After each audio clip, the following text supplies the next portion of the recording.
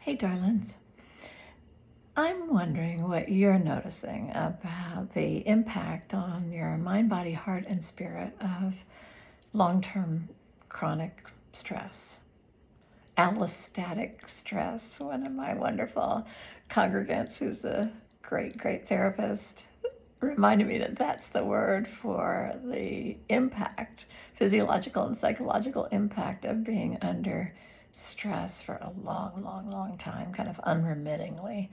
And I think we pretty much all of us qualify for long term chronic stress unless we're living in some sort of bubble.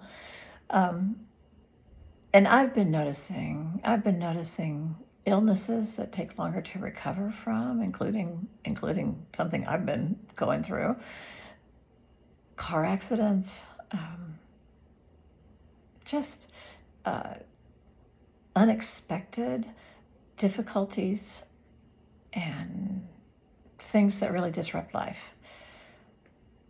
that seem to be side effects of what we're living through. So I guess first of all, this week I wanted to be honest about how I'm feeling it, and maybe open a space where we can all acknowledge and take a breath and acknowledge that we really are feeling this level of stress, and it's having an impact on us in more ways than maybe we're sometimes ready to admit.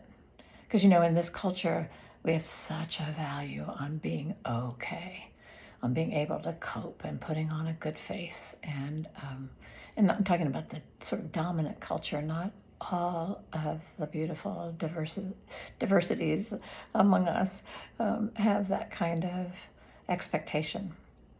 But, but many of us do. So I wanted to open a space where it's okay to say that we're not okay. And because that's never the whole story. I really do believe that, even in my heart, on my hardest days, I really do believe that's never the whole story. And I do believe also that part of what I'm called to do is to try to listen and encourage us and encourage me to find the other avenues, the avenues that help, that are these little pathways that can lead me towards greater health, lead us towards a greater sense of hope and life and connection and sustainability and purpose. So, in the Unitarian Universalist Congregation of Gwinnett this month of October, and in quite a few other Unitarian Universalist congregations around the country, we're exploring this theme of cultivating compassion. And I'm really encouraged that some of the folks that have already begun thinking really seriously about this topic are reminding us that compassion is not just a feeling. It's not just a feeling that is easy to access, or that we can switch on and off. It involves empathy, and empathy is something that, of course, we see we're in short supply of as a general rule in this country right now. It involves empathy, which is really being able to understand and feel with others. But it also involves action. So it involves, the word compassion means to suffer with, and it means that we are feeling that suffering and we want to help relieve that suffering. So we're called to take action with it. And because we're under so much stress and it's having all these different impacts on us, I'm also thinking about the multiple directions, almost like I get an image of a shining disc, like a sun, that is pouring out rays of light in all directions, and that some of those directions need to be, some of those rays of light need to be focused on each of us. We each need compassion for ourselves.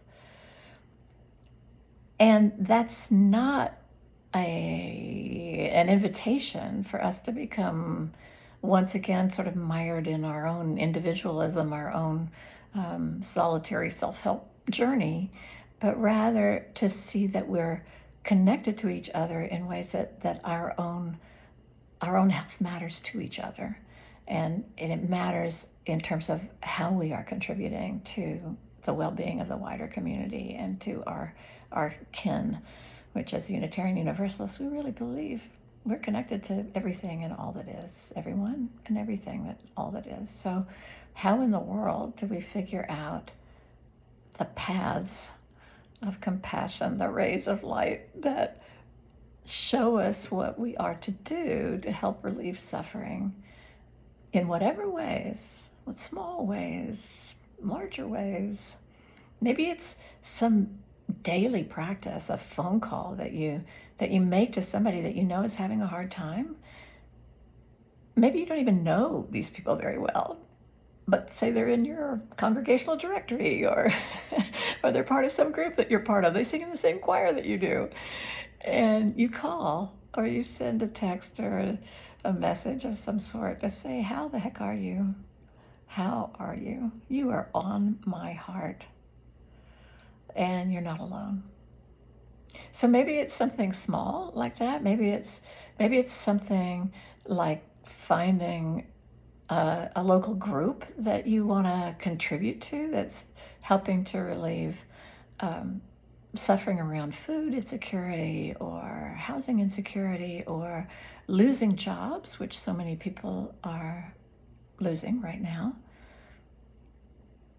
Or maybe it's something larger, like making sure that you show up for a No Kings protest coming up here in Georgia on October 18th,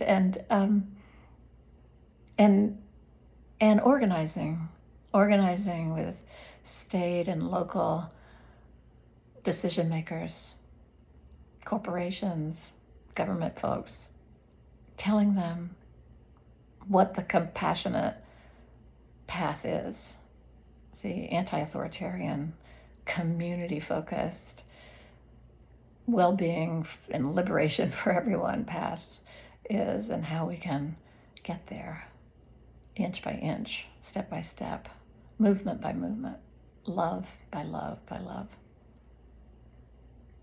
So exhaustion and the impact of allostatic stress, chronic stress, and then compassion as a doorway, a portal, a great sun that might point us in the direction of many ways to act on our compassion. Let's try. I love you. I'll see you soon.